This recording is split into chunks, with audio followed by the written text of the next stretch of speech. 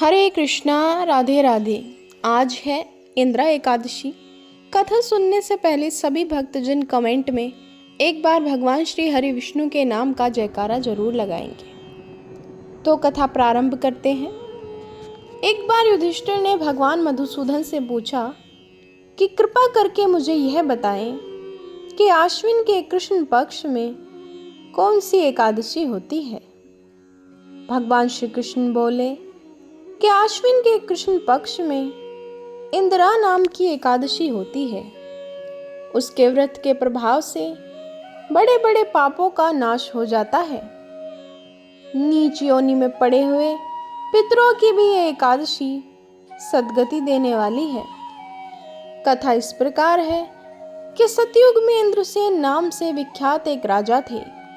इंद्रसेन एक बहुत ही प्रतापी राजा थे। राजा अपनी प्रजा का पालन पोषण अपनी संतान के समान करते थे। राजा के राज में किसी को भी किसी चीज की कमी नहीं थी। राजा भगवान विष्णु का परम उपासक था। एक दिन अचानक नारद मुनि का राजा इंद्रसेन की सभा में आगमन हुआ। नारद मुनि राजा के पिता का संदेश लेकर पहुंचे थे।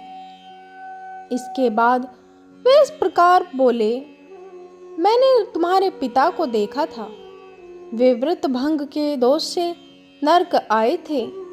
राजन, उन्होंने तुमसे कहने के लिए एक संदेश दिया है, उसे सुनो। उन्होंने कहा है कि इंदिरा के व्रत का पुण्य देकर मुझे स्वर्ग में भेजो। उनका यह संदेश लेकर मैं तुम्हारे पास आया हूँ। राजन, अपने पिता को स्वर्ग लोक की प्राप्ति कराने के लिए इंदिरा का व्रत करो। राजा ने पूछा, कृपा करके इंदिरा का व्रत बताइए, इसे किस प्रकार करना चाहिए। नारद जी ने कहा कि आश्विन माह के कृष्ण पक्ष में दशमी के उत्तम दिन को प्रातः काल स्नान करें, फिर मध्य काल में स्नान करके एकाग्रचित हो एक समय भोजन करें और रात्रि में भूमि पर सोएं। रात्रि के अंत में निर्मल प्रभात होने पर एकादशी के दिन दातून करके मुंह धोएं। इसके बाद भक्ति भाव से निम्नांकित मंत्र पढ़ते हुए उपवास का नियम ग्रहण करें। इस पर राजन ने कहा कि हे नारद जी, मैं आपके अनुसार निराहार रहकर कल भोजन करूंगा। अच्युत, आप मुझे शरण दें। इस प्रकार नियम करके मध्य काल में पितरों की प्रसन्नता के लिए शालिग्राम शिला के सम्मुख विधि पूर्वक श्राद्ध करें तथा दक्षिणा से ब्राह्मणों का सत्कार करके उन्हें भोजन करावें। पितरों को दिए हुए अन्न में से पिंड को सुंघाकर विद्वान पुरुष गाय को खिला दें। फिर भगवान का पूजन करके रात्रि में उनके समीप जागरण करें। सुबह होने पर द्वादशी के दिन पुनः भक्ति पूर्वक श्री हरि की पूजा करें। उसके बाद ब्राह्मणों को भोजन कराकर भाई बंधु नाती और पुत्र आदि के साथ स्वयं मौन होकर भोजन करें।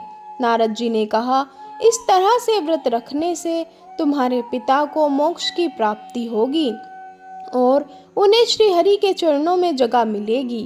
राजा इंद्रसेन ने नारद जी के बताए अनुसार इंदिरा एकादशी का व्रत किया, जिसके पुण्य से उनके पिता को मोक्ष की प्राप्ति हुई और वे बैकुंठ को चले गए। इंदिरा एकादशी के पुण्य प्रभाव से राजा इंद्रसेन को भी मृत्यु के बाद बैकुंठ की प्राप्ति हुई। एक बार जयकारा लगाइए, बोलिए ओम नमः भगवते वासुदेवाय नमः।